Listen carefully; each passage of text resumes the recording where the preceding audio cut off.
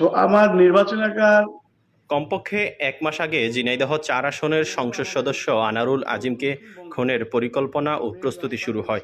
এতে জড়িত অন্তত ৩ জন। ঘটনার ১৩ দিন আগে বাংলাদেশ থেকে ভারতের কলকাতায় যান।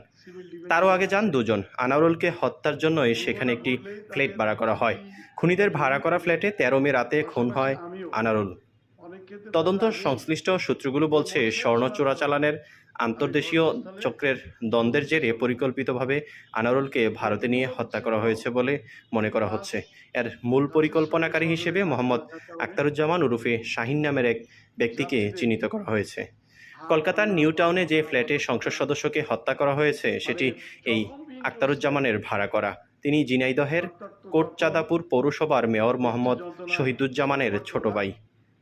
কলকাতার পুলিশের একটি সূত্র জানায়, নিউ টাউনের ওই ফ্ল্যাটে নাজিয়া বানু নামের এক নারীর কাছ থেকে ভাড়া নিয়েছিলেন মোহাম্মদ আখতারুজ্জামান। নাজিয়ার স্বামী সন্দীপ রায় ওই ফ্ল্যাটের প্রকৃত মালিক। তিনি পশ্চিমবঙ্গের রাজ্য সরকারের আবগারি দপ্তরের কর্মকর্তা। গত ২৫ এপ্রিল ফ্ল্যাট ভাড়ার চুক্তিপত্র সইয়ের পর ১৩ এপ্রিল আখতারুজ্জামানকে ফ্ল্যাটটি বুঝিয়ে দেওয়া হয়। এ তথ্য নাজিয়া কলকাতার নিউ টাউন থানা পুলিশকে দিয়েছে।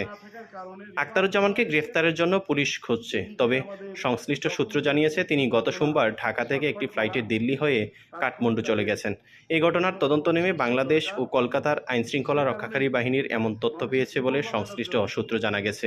চাঞ্চল্যকর এই হত্যাকাণ্ডের বিষয়ে দুই দেশের তদন্তকারীদের মধ্যে তথ্য বিনিময় হচ্ছে বলে জানা গেছে। এর ভিত্তিতে ঢাকা মহানগর গোয়েন্দা পুলিশ ইতিমধ্যে ৩ জনকে গ্রেফতার করেছে, যারা ঘটনার পর ভারত থেকে দেশে ফিরেছিলেন। ঢাকায় ডিবির সূত্র জানায়, গ্রেফতার ৩ জন প্রাথমিক জিজ্ঞাসাবাদে স্বীকার করেছেন যে তারা সংসদ সদস্য আনারুল আজিমকে হত্যায় জড়িত ছিলেন। গোয়েন্দা সূত্রগুলো থেকে জানা গেছে, সংসদ সদস্য আনারুল আজিম ও আখতারুজ্জামান ওরফে শাহিনের বিরুদ্ধে স্বর্ণ চোরাচালান ও হুন্ডিসহ আন্তর্দেশীয় বিভিন্ন অবৈধ ব্যবসার তথ্য রয়েছে। দুজনের মধ্যে দ্বন্দ্বের জেরে এই হত্যাকাণ্ড সংঘটিত হয় বলে তদন্তকারীরা ধারণা করছেন। এছাড়া আনোয়ারুলকে ভারতে গিয়ে যে বন্ধুর বাসায় উঠেছিলেন, সেই গোপাল বিশ্বাসুর স্বর্ণ চোরাচালানে জড়িত বলে সংশ্লিষ্ট একটি সূত্র থেকে জানা গেছে। আবার সংসদ সদস্য আনারুলের বিরুদ্ধেও চোরাচালান সহ অন্তত ২১টি মামলা ছিল, যদিও পরে সেসব মামলা থেকে তিনি খালাস বা অব্যাহতি পেয়েছেন।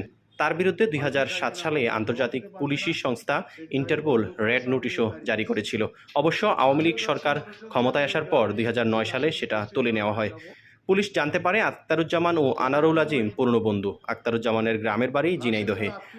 ঢাকায় গুলশানে আখতারুজ্জামানের বাসা রয়েছে, তবে যুক্তরাষ্ট্রের নাগরিকত্ব রয়েছে নিউ ইয়র্কের ব্রুকলিন